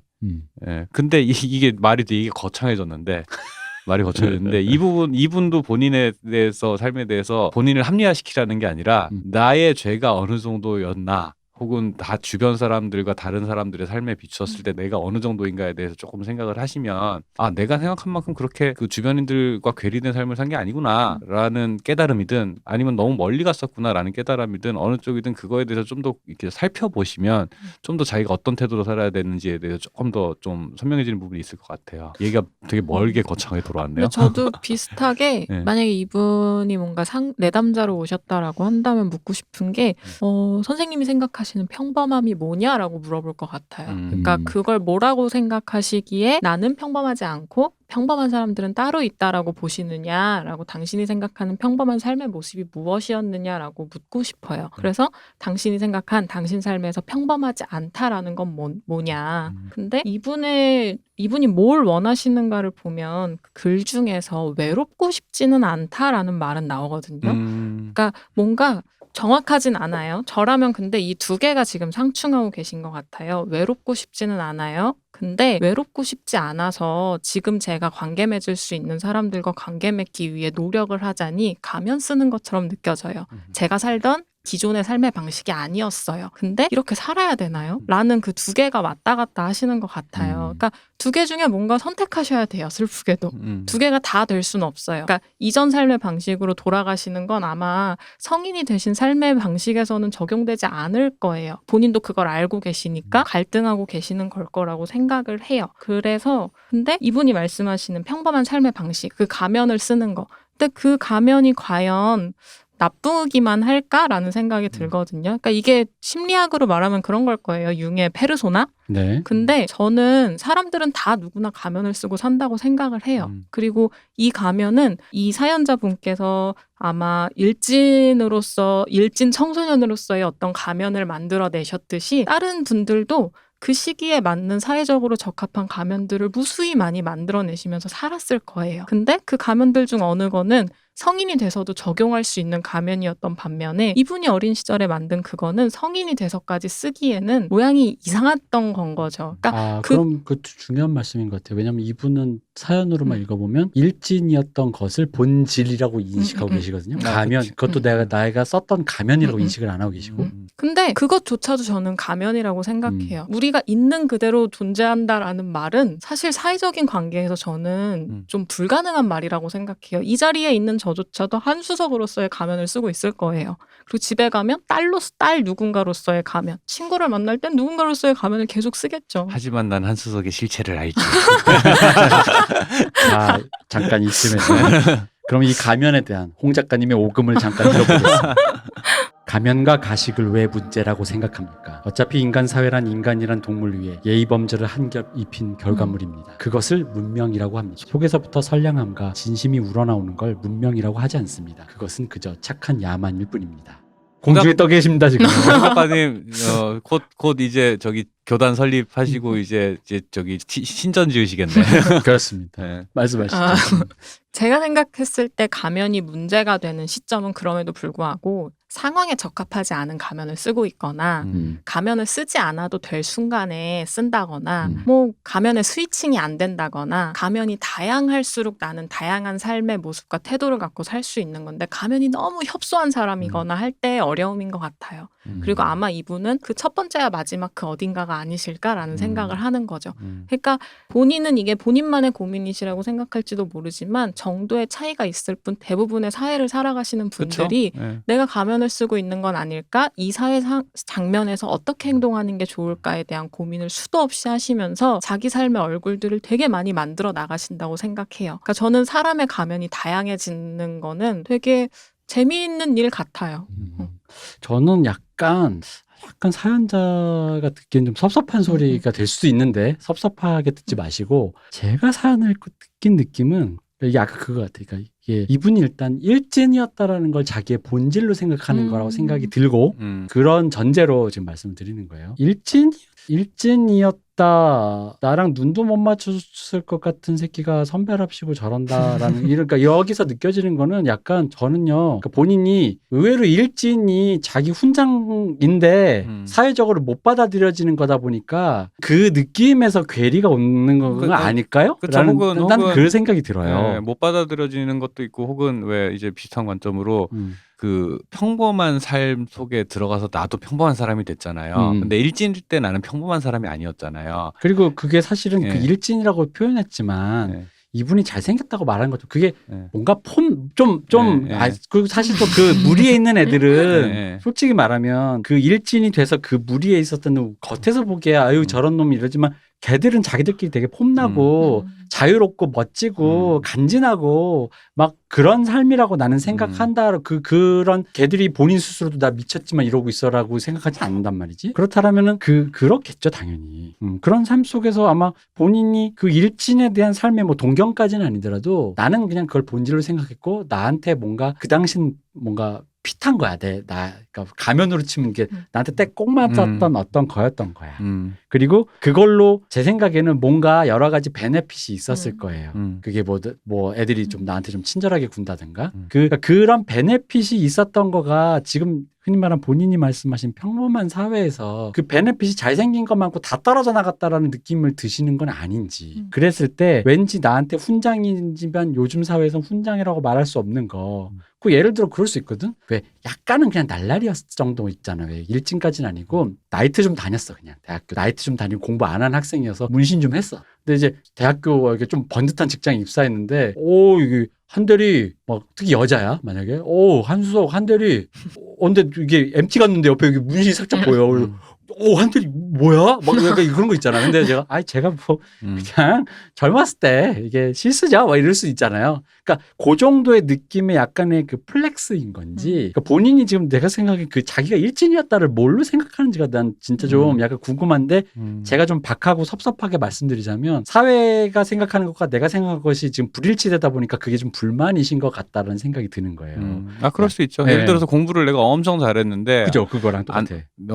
이제 어쩌다 보니까 그냥 평범 이하의 어떤 일을 하게 됐어요. 예를 들어서 내가 만족할 수 없는 어떤 일을 하게 됐어. 아니 하다못해 뭐 공부를 진짜 전교등인데 그때마다 왜 신경이 예민해서 네. 수능을 다 맨날 망친 거야 매번. 그래서 본인이 원하는 급수의 대학에 못 갔어. 네. 뭐 그럴 때 그런 것도 소설이나 막 많이 나오잖아요 영화에서. 뭐 거기 가가지고 이제 방황하는 거죠. 내가 좀 여기서 그런데라는 생각. 근데 그걸 갖다가 되게 뒤집은 버전의 표현일 수도 있는 것 같고. 근데 뭐가 됐든 지금 당면한 삶 안에서 거기에 맞는 핏을 찾아가는 과정은 사실은 이 일을 하건 가정을 가지게 되건 아이를 갖게 되고 그 뒤에 뭐 사업을 하게 되고 매 순간마다 한수성님 말씀대로 계속 해야 되는 일이라는 거기 때문에 어쨌든 과거에 대해서 잘못한 일이 있으면 잘못한 대로 반성하시면서 이제 그 자기에게 맞는 핏이 자기가 완전히 다른 무언가가 될 수는 없겠죠. 뭐 내가 갑자기 뭐 진짜 뭐 이렇게 섬세하고 예민한 사람이 아닌데 그렇게 될 수 없는 거예요. 섬세하고 예민한 사람인데 되게 무던한 사람이 될 수는 없는 일이겠지. 근데 자기에게 맞는 방식의 어떤 태도라는 게 분명히 있을 테니까 모색하고 찾아가셔야 되는 거가 일단은 제일 중요한 것 같아요. 네. 그래서 이거 관련돼서 왜 학폭 논란으로 가장 본인도 인정했던 우리 랩스타 양홍원 영비가 자기도 학폭한 적 있다 하였으면서 그 영비가 했던 말이 있습니다. 그러니까 영비의 팬들이 걱정을 했죠. 그 했을 때 영비는 당연히 거기에 사과도 하고 뭔가 사과 의향도 있지만 그분이 받아주지 않고 뭐 여러 가지 이제 그런 사연이 이게 구구절절 있습니다. 그건 중요한 게 아니고 이건 내가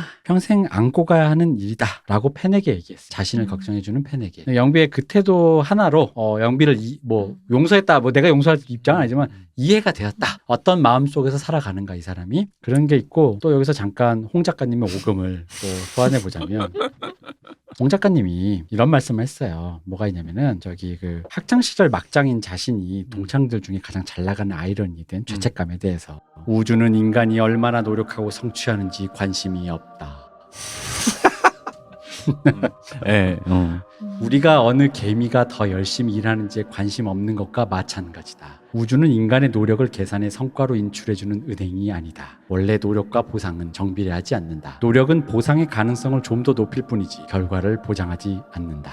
지금의 결과가 지난 노력보다 훨씬 좋은 것이라 해서 그게 사연자가 잘못한 결과는 아니다. 주어진 것에 우월감을 느끼는 게 우스운 것만큼이나 죄책감을 느끼는 것도 똑같이 불필요하다. 감사하면 될 일이고 남들보다 운 좋은 결과가 주는 더 좋은 삶의 조건들을 활용해 하루하루 행복해지려고 노력하면 된다. 공중에 떠 계셔서 우주로 가셨습니다.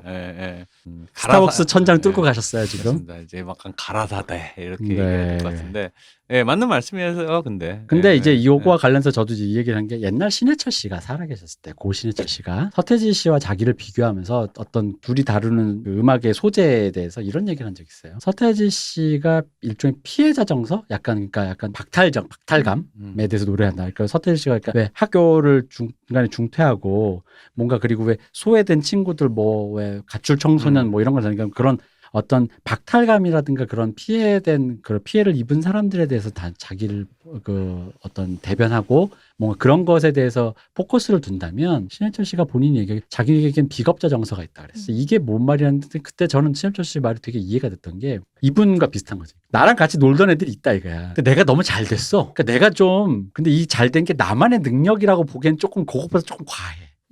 그러니까 근데 나만 뭔가 거기서 빠져나온 것 같거든요. 근데 저 때도 이런 비슷한 정서가 있었어요. 뭐냐면 친구들이 비슷한데 대학을 가면서 그 대학에 갑자기 급이 나눠버리니까 왜냐면 저는 특히 평준화 지역에 살았으니까 평준화 고등학교를 다녔던 친구들은 약간 이런 정서가 좀 있는 친구들이 있어요. 애들이 비슷해요. 그러니까 일진이라고 해도 반에 있고 공부를 잘하는 애도 반에 있고 집이 어려운 애도 반에 있고 집이 잘 사는 애도 있는 거야. 그러니까 한마디로 요즘 같으면 그럴 일이 없는데 요즘 뭐 무슨 뭐 저 국제중 가면은 뭐 다 연예인 자식 아니면 재벌 자식이라면서요. 그러니까 끼리끼리 있다면서요. 그 학교 구성원 자체가. 근데 우리 때는 이제 그게 섞여 있었으니까 옛날보다 많이 계층화가 됐죠. 그렇죠. 그러니까 계층화가 덜 돼 있는 상태다 보니까 거기서 갑자기 좋은 데를 가서 점프를 해버리면은 갑자기 점프를 20살에 점프를 하니까 그 어떤 좋은 데를 간 친구들에게 비겁자 정서 같은 약간 그런 이상한 죄책감 같은 게 있는 거야. 나중에 고등학교 동창 만나면은 그 노멀 피플처럼 같은 거죠. 코넬대 나는 그 트리니티 갔는데 왔더니 얘는 여기서 이제 뭐 슈퍼마켓 일하고 고향에서 뭐 하고 있는 거죠. 근데 지금 와서 보게 되는 그런 삶의 풍경도 진짜 한순간일 수도 있겠구나라고 생각하는 게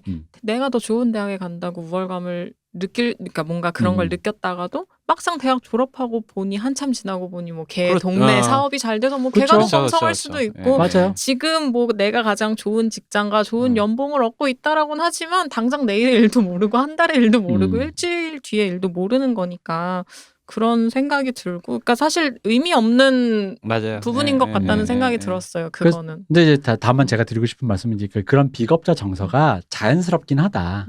라는 거지. 그러니까 그런 마음이 자연스럽게 들 수 있다. 근데 이제 신해철 씨는 그거를 예술로 승화시킨 것처럼 그렇다면 이제 본인이 그 우리 홍 작가님 오금처럼 조금 더 나은 운에 대해 감사와 행복감을 느끼면 되는 것이고 영비의 말처럼 그것은 내가 안고 가야 될 것이라는 것을 그냥 가슴 깊이 생각하고 그리고 마지막으로 제가 맨 처음 말씀드렸듯이 이걸 어떻게 표현할지 모르겠는데 역설적인데요. 일진을 버려야 일진을 안고 갈 수 있어요. 저는 제 생각에 이분이 일진을 못 버리셨어요. 근데 제가 지금 하려는 말도 약간 비슷한 맥락이라고 생각이 됐는데 그러니까 저는 과거는 모르겠어요. 그건 만약에 상담을 했더라도 저는 이분이 일진 때 어땠고요 저땠고요 하셔도 별로 중요한 정보라고 생각을 안 했을 거예요. 그래서 지금 당신이 원하는 게 뭔지가 궁금해요. 외롭지 않고 싶은 게 정말 지금 원하시는 거예요? 라고 묻고 싶어요. 근데 그러려면 이전 삶이 당신에게 줬던 이득에 대해서도 돌아봐야 되고요. 그러니까 박 박사님이 말씀하신 뭐 일진의 삶이 주는 어떤 베네핏이 분명히 있었을 거예요. 그리고 그 삶이 지금 나에게 가져다 준 단점에 대해서도 봐야 되고요. 그리고 그 이전 삶의 방식을 그래서 버릴 거냐 말 거냐도 선택을 해야 돼요. 그 이전 삶의 방식을 버리는 건 당연히 괴로운 일이 될 건데 그걸 버리지 않으면 그 원트랑 만날 수 없다라는 얘기를 드리고 싶었어요. 사람이 이제 내 삶이 어땠다 혹은 누구나 그렇게 정리를 해보잖아. 이렇게 머릿속에서 스토리로 정리를 해본다는 거지. 근데 같은 소재를 갖고 수많은 다른 이야기가 나오는 것처럼 그러니까 제가 결론적으로 드리고 싶은 말씀은 그런 거예요. 그러니까 이제 사는 게 여러 우연이 겹쳐져가지고 막 이런저런 일들이 벌어지지만 결국 머릿속에서 정리되는 거는 어떤 일관되고 아주 오류 없이 정리되는 이야기란 건 없어요.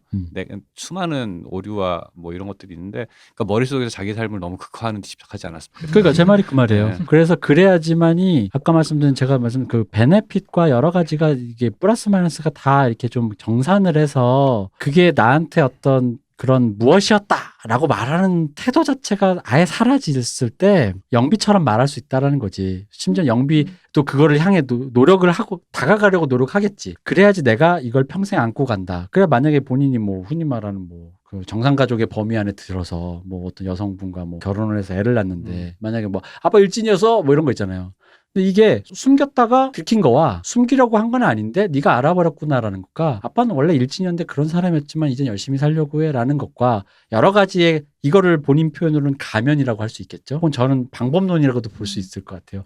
거기서 아마 결정해야 될 여러 부분들이 있을 것 같아요. 근데 그래야지만이 진짜로 이 이야기와 좀 뭔가 달라진, 그러니까 지금 본인의 삶과 맞닿은 사람이 되는 거고, 그러려면은 다른 그런 의미로 저는 일진과 결별하라는 거예요. 그 내 기억 속의 일진과 결별하라는 거예요. 근데 한편으로는 그 일진의 삶, 뭐 이전 삶의 방식이 베네핏이 있고 뭐 지금의 로스가 있을 거 아니에요. 네. 그걸 유지하면 생기는. 근데 본인이 머릿속으로 아무리 계측해도 베네핏이 더 커요. 그렇다라고 한다면 그렇게 사신다고 한들 아무 문제가 없다는 말씀도 드리고 싶어요. 그 사람의 개인 일생에서는. 아, 그렇죠. 그렇죠. 예, 맞아요. 남는 거는 그냥 이제 선택하는 거죠. 그렇죠. 근데 이제 우리가 맨 처음 사연처럼, 그러니까 저 어저께 사연처럼 이게 타인과 엮이지만 않는다면 이제 그런 상황에서는 상관이 없다. 그리고 그래서 이분이 좀 디테일하게 얘기를 안 해주셔가지고 일진이었다라는 것 때문에 당신은 일단 욕먹고 시작하자라는 건 우리가 그런 태도를 견지할 건 아닌 것 같고, 결국은 본인이 조금 운이 좋았다. 본인이 좀 운이 좋았고, 그냥 그 운이 좋은 상황에서 생각보다 주어진 것을 이제 그러면 손에 쥔 게 좀 뭐라 그러지? 이분이 묘사하신 걸로만 추정컨대서 자기 생각보다 손에 쥔 게 많다라고 들리거든요. 그러니까 운이 좋게도. 그럼 그거를 잘 그냥 그럼 이렇게 감사하게 생각하면 되죠. 그러니까 이게 되게 중요한 거라고 나는 생각을 해요. 그래야지만이, 왜냐면은 언제든지 이걸 바꿀 수 있거나 뭔가 동경하는 삶이 따로 있거나 어딘가 내가 좀 지향하는 삶이 따로 있거나 해서 지금 여기가 안 맞는다. 그래서 난 여기에서 이런 태도를 견지하고 싶지 않다라고 하면 안 하면 돼. 내가 원하는 태도로 살면 되잖아. 근데 내가 보기엔 그게 아닌 것 같거든. 그리고 본인도 그냥 이 삶에서 이거를 어떻게든 최대한 가꾸려고 하는 것 같거든요. 그럼 그렇게 하라는 거지. 근데 그 태도에 도움을 줄 수 있을 만한 게, 제가 굳이 그게 그러지 않아도 되는데 그 중에 도움이 될 수 있으면 여러 가지 태도 중에 감사함을 느껴라. 이게 굉장히 본인 노력보다 좀 더 익스트라 라이프라고 생각을 하고, 감사함을 느끼는 것도 생각보다 도움이 된다. 네, 그렇습니다. 그리고 마지막으로 또 한번 홍 작가님의 오금으로 마무리를 해보자면, 홍 작가님이 외로움에 대해 이렇게 말씀하셨습니다. 인간이 외로운 건 디폴트 값이다. 그런데 나는 왜 외로울까? 어째서 외로워야 할까? 혹은 외로워야 마땅한가? 고민을 거듭하면 외로운 감정에 집중하게 됩니다. 그 감정이 반복되면 정말로 외로운 사람이 됩니다. 외로운 건 그 자체로 문제가 아닙니다. 외로운 만큼만 외롭게 스스로를 내버려 둡시다. 불필요한 외로움을 눈덩이처럼 불리지 않기만 바랍니다. 홍 작가님 깊은 외로움의 구덩이에서 올라오셨어요? 뭔가 어떤 열반의 경지가 느껴지는. 열반이죠. 이쯤 되면 이제. 그러게 성인이 되셨네. 이젠 진정 교주로 인정할 만하다. 그러게 성인이 되셨어. 교주야 교주. 그래서 저는 약간 그렇게 되었습니다. 우리가 오늘도 또 오랜 시간을 떠들면서 우리 사연 6개 들고 왔는데 4개밖에 못 쳤어요. 왜 이렇게 말이 많아? 그러게 6시. 그래서 오늘은 사연을 이렇게 했고, 다음에도 또 사연을 방송을 하겠습니다. 오늘 또 특별히 먼 곳에서 여기까지 와주신 한수성님. 진짜 산 넘고 물을 건너왔습니다. 아, 진짜 멀리서 오셨네요. 네, 감사합니다. 아, 감사합니다. 그리고 저희 부모님이랑 비슷한 곳에 사시잖아요. 네. 그렇죠. 네. 제가 어저께 아버지 병원 모셔다 드리라고 어제 왔다 갔다 왕복을 했는데 멀긴 멀어요. 네. 그리고 여기 또 가장 가까운 곳에서 와주신 박 박사님. 그렇습니다. 네, 정말 감사합니다. 네, 저 이근금이었습니다. 감사합니다. 네, 수고하셨습니다.